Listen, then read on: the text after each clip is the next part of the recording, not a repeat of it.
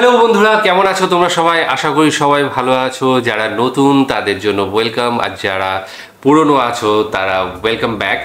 আর আজকে আমরা যে ভিডিওটা নিয়ে আলোচনা করব, বিশেষ করে একটা নিউজের ক্লিপস রয়েছে এখানে।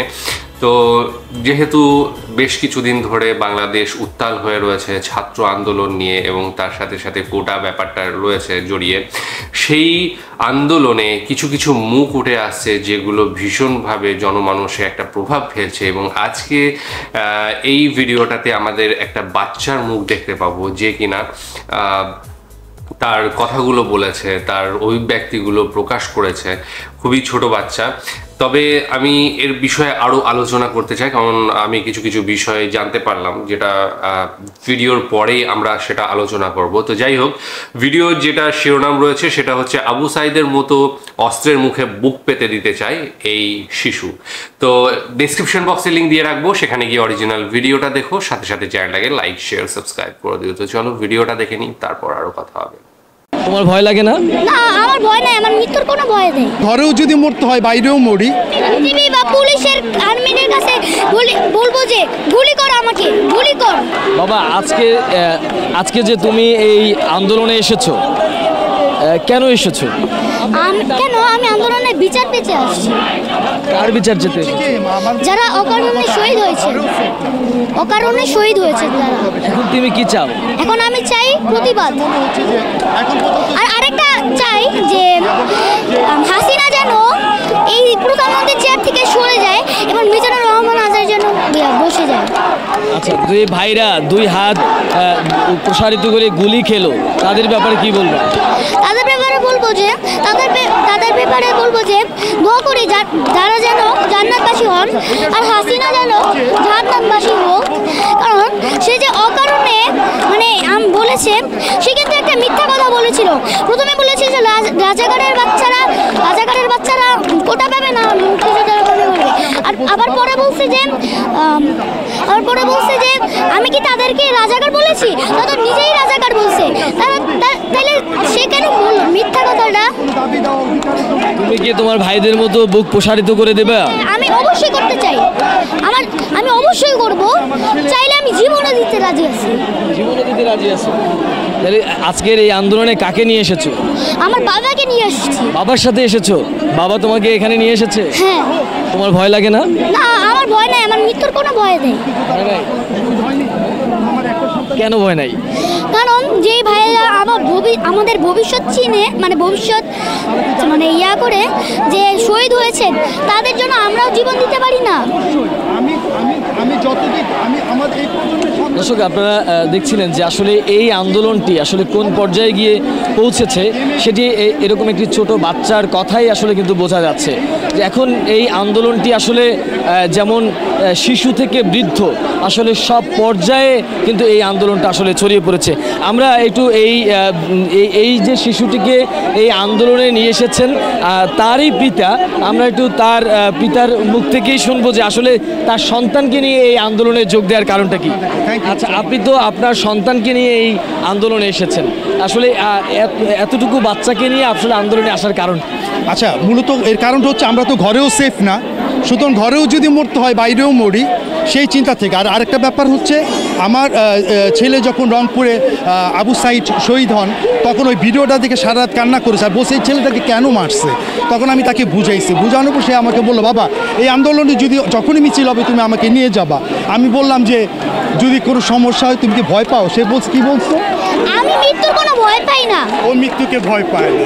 আর টিভি বা পুলিশের আর্মিদের কাছে বলবো যে গুলি কর, আমাকে গুলি কর। ঠিক আছে, এই হচ্ছে। আর কিছু ভাই? আপনারা দেখছিলেন যে একজন বাবা তার সন্তানকে নিয়ে এসেছেন এবং সন্তান বুক পেতে দিচ্ছেন যে এই অস্ত্রের মুখেও তিনি দুই হাত প্রসারিত করে দিচ্ছেন। আসলে এটাই আন্দোলন, এভাবেই আসলে আন্দোলনের বিজয় আসে। প্রথমেই বলি যে বাচ্চাটা যে মানসিকভাবে কতটা তৈরি সেটা এই ভিডিওটা দেখলে, তার কথাবার্তা দেখলে বোঝা যায়। এবং বাংলাদেশের জনমানসে কী ধরনের ক্ষোভ রয়েছে সেটা এতদিনে অলরেডি আমার মনে হয় সবাই বুঝতে পেরে গিয়েছে। সরকার কি ভাবছে না ভাবছে সেটা আমার মনে হয় না খুব একটা বলা যাচ্ছে, কারণ সরকার নিজের মতো চলছে। এবং আজকে আমি গতকালকেও কন্ট্যাক্টে ছিলাম কিছু মানুষের, কিছু বন্ধুদের, ভাইয়ের যারা বাংলাদেশে রয়েছে, তারা বলছে এখনো পর্যন্ত সেই একই উত্তেজনা রয়েছে এবং এখনো পর্যন্ত সেই গোলাগুলি সমস্ত কিছু, যে ভাঙচুর আন্দোলন, এগুলো কিন্তু চলছে। আমি ভেবেছিলাম মাঝখানে যে আন্দোলনটা হয়তো স্তীমিত হয়ে আসছে, আস্তে আস্তে সমস্ত কিছু আস্তে আস্তে ঠিক হয়ে যাবে, সাধারণ জীবনযাপন আস্তে আস্তে চলা শুরু করবে, কিন্তু যেটুকু শুনলাম তাতে দিনকে দিন আরও খারাপ হচ্ছে পরিস্থিতি। এবং মিডিয়ায় আমি জানি না কত দূর কী আসছে, আমার আসল ব্যাপার টিভি দেখা হয় না, সেই জন্য যেটুকু ফেসবুকে আসে বা অন্যান্য সিস্টেম থেকে আসে সেখান থেকেই জানতে পারি, যেটা হচ্ছে ইউটিউবে। তো ফেসবুকে কিন্তু আমি সেইভাবে প্রথম দিকে যে জিনিসগুলো দেখতে পেয়েছিলাম, আসলে যে মৃত্যু দেখতে পেয়েছিলাম, যেভাবে আন্দোলন হচ্ছে দেখতে পেয়েছিলাম, সেইটা কিন্তু আমি ফেসবুকে পরবর্তী সময়ে দেখতে পাইনি। তার একটা কারণ হতে পারে, সেটা হচ্ছে যে ইন্টারনেট বন্ধ ছিল বাংলাদেশে। আমার মনে হয় 2-1 দিন আগে আবার স্টার্ট হয়েছে, ফেসবুকও স্টার্ট হয়েছে, ইউটিউব মাঝে মধ্যে আমরা ভিডিও পেতাম, এখনও পাচ্ছি। কিন্তু এই যে আন্দোলন এত তীব্রতা, সেটা জনমানুষের যে ক্ষোভ সেইটা কিন্তু বার করে দিচ্ছে। এবং মানুষ যে মেনে নেয় না, মানে অবিচার যে মেনে নেয় না, একটা সময় আসে তারপরে আর মানুষকে বেঁধে রাখা যায় না, ফেটে পড়ে বা মানে রাস্তায় এসে পড়ে। তো এটা তার প্রকৃষ্ট উদাহরণ, এবং এই উদাহরণ ইতিহাসে অনেকবার ঘটে গিয়েছে, আর এর ফলেই কিন্তু পরিবর্তন আসে। এখন দেখা যাক বাংলাদেশে কি পরিবর্তন আসে, প্রধানমন্ত্রী কি ভাবছেন এটা নিয়ে, তার সরকার কি ভাবছে এই আন্দোলন নিয়ে।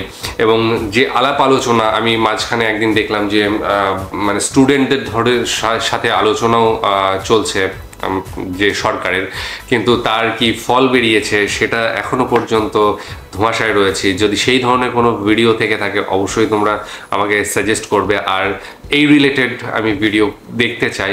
আর সাথে সাথে আমি যদি ওখানে থাকতাম আমিও তোমাদের সাথ অবশ্যই দিতাম, কারণ এই অন্যায়, মানে এটা পরিষ্কার চোখে অন্যায় দেখা যাচ্ছে, মানে খালি চোখে দেখা যায় এমন একটা বিষয় যে কোটা যেটা রয়েছে, যেটা মানে অলরেডি চালু রয়েছে, সেটার সিস্টেমটাকে ছাত্ররা তো বলছে না যে এটাকেই মানে বন্ধ করে দিতে হবে, কোটা সিস্টেমটাই বন্ধ করে দিতে হবে। যেটা তাদের চাওয়ার বা পাওয়ার সেটা ন্যায্য, একদম ন্যায্য, সেটা সবাই বলবে। আর সেটা হচ্ছে যে সংস্কার করা হোক, যে পুরোটা না দিয়ে কিছুটা রেখে বাকিটা তো সাধারণ মানুষের জন্য, সাধারণ যে ছাত্রছাত্রী রয়েছে তাদের জন্য দেওয়া উচিত।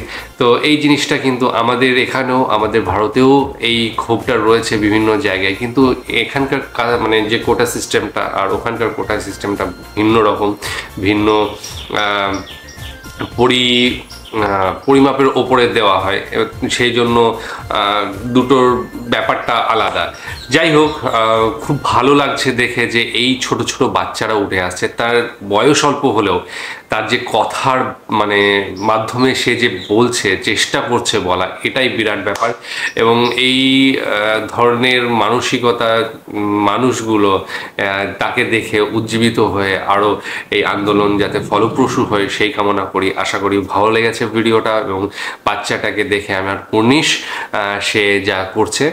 আর আজকের ভিডিও তোমাদের কেমন লেগেছে অবশ্যই জানাবে, ডেসক্রিপশন বক্সে লিঙ্ক দিয়ে রাখবো, সেখানে গিয়ে অরিজিনাল ভিডিওটা দেখে নিও।